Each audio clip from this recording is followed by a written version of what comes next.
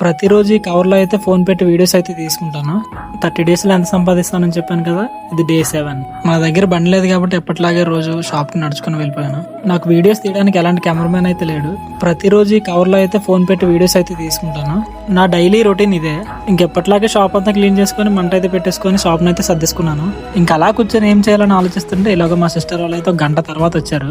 వీళ్ళు వచ్చిందే కాకుండా మా సిస్టర్ వాళ్ళు కొడుకును కూడా తీసుకొచ్చారు. వీడు ఒక్క దగ్గర కూడా తిన్నంగా ఉన్నాడు, అల్లరి చేస్తానే ఉంటాడు. ఎప్పుడు మాకు 10 గంటలకే వచ్చే స్వీట్ కార్న్ ఈ రోజు అయితే 11 గంటలకి అయితే వచ్చింది.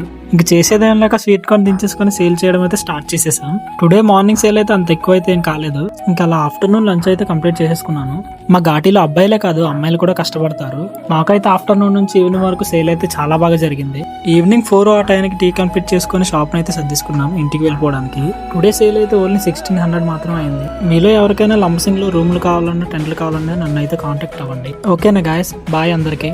నెక్స్ట్ వీడియోతో మళ్ళీ కలుద్దాం. ఫాలో చేయడం అయితే మర్చిపోకండి.